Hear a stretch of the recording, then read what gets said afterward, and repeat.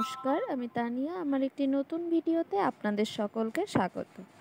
আজ নিয়ে চলে এসেছি ভেন্ডির একটি অসাধারণ রেসিপি। তার জন্য প্রথমেই লাগবে ভেন্ডি, কিছু পেঁয়াজ, ক্যাপসিকাম, কুচি করে রাখা পেঁয়াজ, রসুন এবং টমেটো। প্রথমেই আমরা কড়াইতে তেল দিয়ে পেঁয়াজগুলোকে হালকা করে ভেজে তুলে নেব। বেশিক্ষণ ভাজা যাবে না, পেঁয়াজগুলো হালকা একটু কাঁচা গন্ধটা চলে গেলেই হয়ে যাবে। এবার ওই তেলেই ভেজে নেব ক্যাপসিকামগুলোকেও 1-2 মিনিটের জন্য।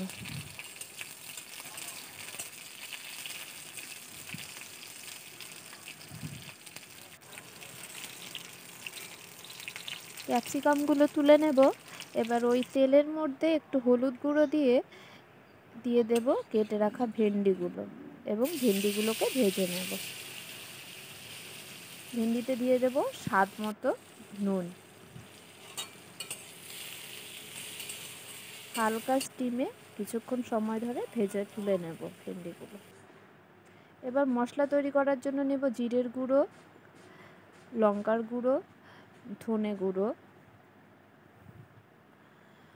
হলুদ এবং স্বাদ মতো নুন। এদিকে আমার ভেন্ডিগুলো প্রায় ভাজা হয়ে গেছে। এবার ভেন্ডিগুলো নামিয়ে নিয়ে কড়াইতে দিয়ে দেব তেল এবং ফোড়নে দেব কালো জিরে।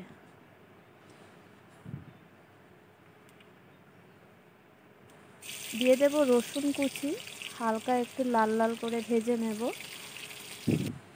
ভাজা হয়ে গেলে এবার দিয়ে দেব কুচিয়ে রাখা পেঁয়াজ। এবার রসুন এবং পেঁয়াজটা কিছুক্ষণ সময় ধরে ভেজে নেব।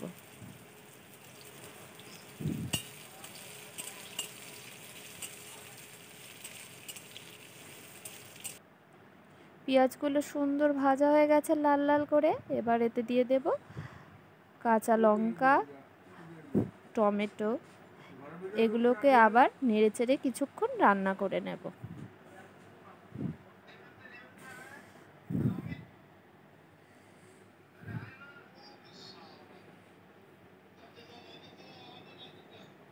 তাতে দিয়ে দেব স্বাদ মতো নুন।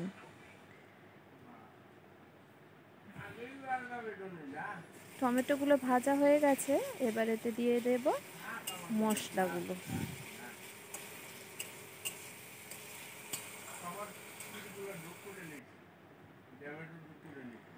মশলাটা দিয়ে আবার কিছুক্ষণ নেড়েচেড়ে কষিয়ে নেব এটাকে ভালো করে।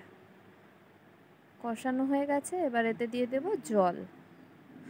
জল দিয়ে নেড়েচেড়ে কিছুক্ষণ ফুটিয়ে নেব।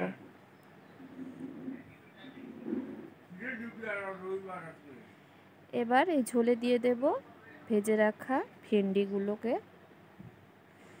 নেড়েচেড়ে আবার কিছুক্ষণ ভেন্ডিগুলো সিদ্ধ করে নেব।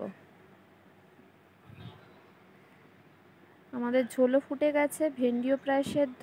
এবার এতে ভেজে রাখা পেঁয়াজ এবং ক্যাপসিকামগুলো দিয়ে 2 মিনিটের মতো নেড়েচেড়ে রান্না করে নিলেই আমাদের প্রায় তৈরি হয়ে যাবে ভেন্ডির একটি অসাধারণ রেসিপি।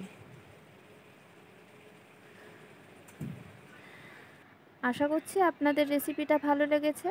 যদি ভালো লেগে থাকে অবশ্যই লাইক এবং কমেন্ট করতে কিন্তু ভুলবেন না।